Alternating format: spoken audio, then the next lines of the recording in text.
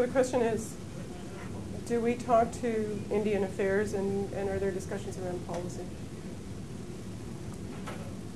That takes place mainly at the provincial level, and I have a couple of observations.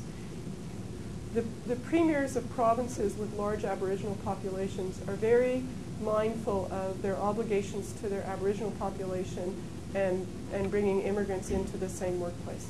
And they're very mindful of the Aboriginal population is a very significant source for labor force growth in the provinces.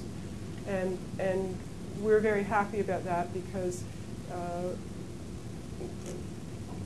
we feel that you shouldn't be meeting immigrant needs exclusive of meeting the needs of your own population if they're Canadian-born or Aboriginal. I don't think that there are any direct conflicts.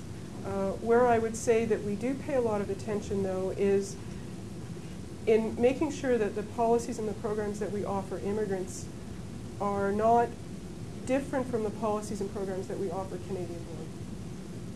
And so we want to make sure that the populations are treated equally, and that if somebody who's a Canadian requires training in an area, they can receive it in the same way that we provide language training to immigrants. And so we're always mindful of those, of that context. But on the Aboriginal side, it really is the western provinces where the populations are in urban centers and where your immigration policy and your policy for your Aboriginal on reserve or off reserve, you need to be mindful of them at the same time. So the question is, what are the future direction and changes to immigration policy? Yeah. I'm not the minister. We have a new minister. And I would just say, watch this space. He is now the Minister of Multiculturalism, and so that will certainly create some new dynamics.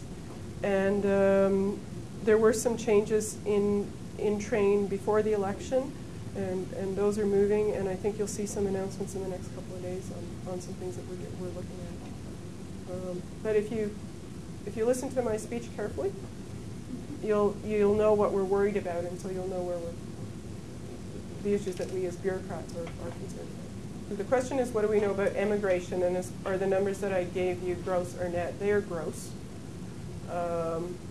We don't have exit controls in this country. And I was somewhere a while ago and they said, well, why don't we have exit controls? I said, well, if you're driving to the US, would you like to have exit controls? Maybe not.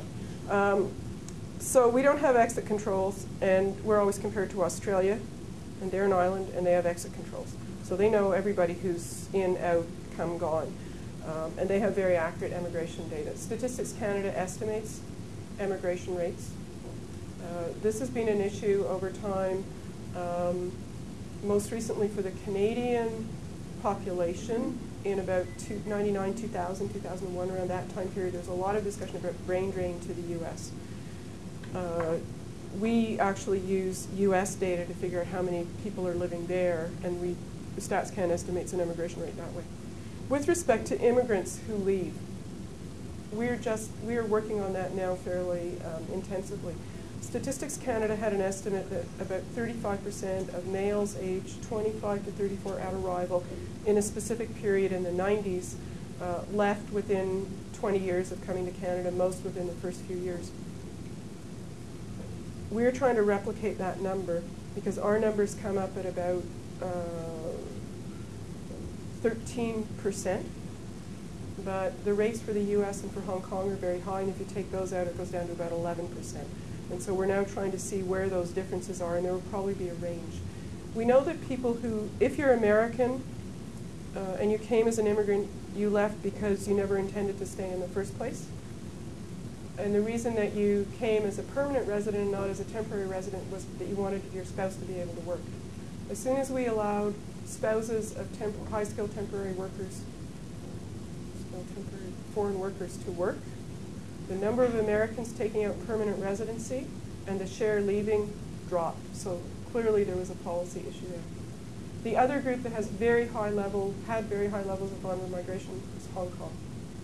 90% of permanent residents from Hong Kong took out citizenship, and a very large number have returned, and if they haven't returned, another equally large number are just moving back and forth between Vancouver and Hong Kong and operating in both places. Those, I would argue, are special cases. So when you take those out, it goes down to a much lower level, and certainly a lot lower than what StatsCan was suggesting.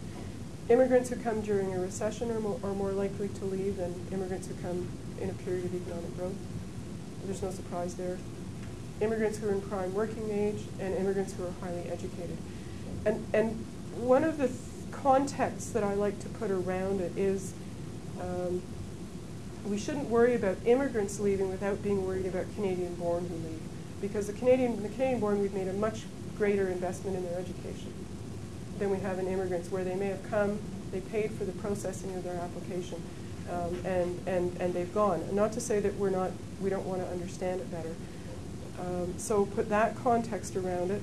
And then the other point is that immigrants often now have dual citizenship. It's much easier for them to move than it is for Canadians if you have just a single citizenship. And if they don't have dual citizenship, then they tend to be very highly educated because they have to meet the selection criteria, entry criteria of other countries, and whether it's NAFTA on a temporary basis or going to Australia or somewhere else, the criteria favor, obviously, the more highly skilled. So we are looking at it. It is an issue right now, but our sense is it's more a phenomenon than a policy problem.